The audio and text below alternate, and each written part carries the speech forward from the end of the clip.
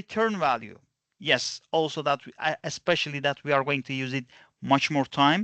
We are going to return a value um, in our C# code, in our JavaScript code. Of course, later also we are going to discuss about JavaScript functions, and later also we are going to use methods when we create connection between database.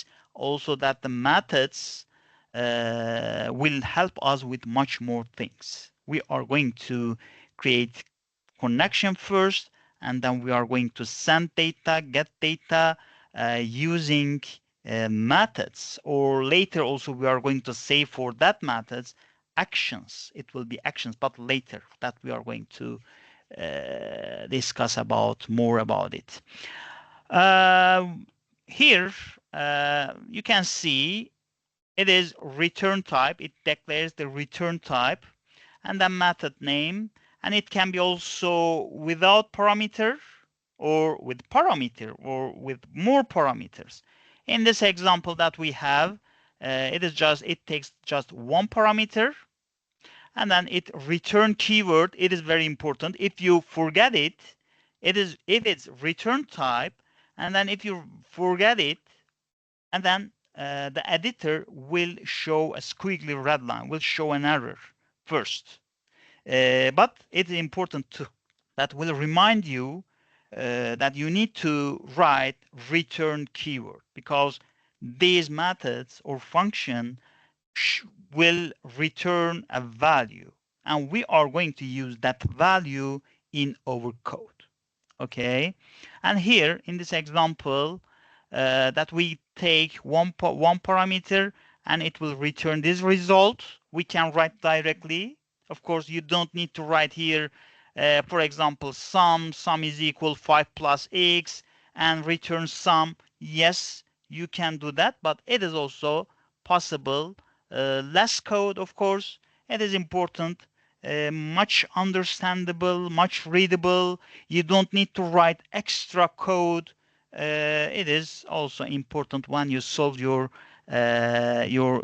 projects, your codes. Here also, when we call my methods with 3, and then result will be, output will be 8. It will call this method and will pass this argument 3. X will be 3, and then here it will calculate 5 plus 3, and the result will be 8. Okay. Let's continue. It is also that you can use your arguments. You can send arguments with key value syntax. It is also possible. And here the example code. Here the void. Of course, that can be void or return type. Here that the string child1, child2, and child3. That 3 parameters are string. And now if you call your method, you can call it that you can use your arguments with key value syntax, key value pairing. Here that you can see this child3, it is John, it is for child3, the argument for this, and child1 is Liam, and it will be for this, and child2 is Anya, and then you can use for this. Okay, this is key value syntax. You don't need to write it in order. You can see, you can understand it. Yeah, it is also possible. And the youngest child here, child3 is John, and then the result, the youngest child is John. The result will be shown on the screen. And matter overloading, it is important topic with methods. Later also also it is the important topic in object-oriented programming, overloading and overriding. That both these topics, that the two properties that we are going to use with methods.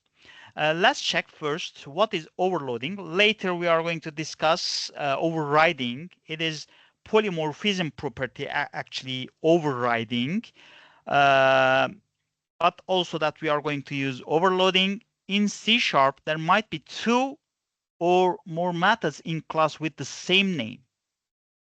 Methods with same name that we can define it, but different numbers, types, and order of parameters. It is called the method overloading. For example, let's see here, in same application, in same solution, in same class, if you need, for example, if you need that you can declare your method with display, the type is void, you can see. And here also that your code part. Also, it can take parameter exactly same name display in same class that you can declare. It is, and then it is the method overloading. It can take one parameter. You can see it is exactly same, but here there is no any parameter. It's without parameter. Here just one parameter.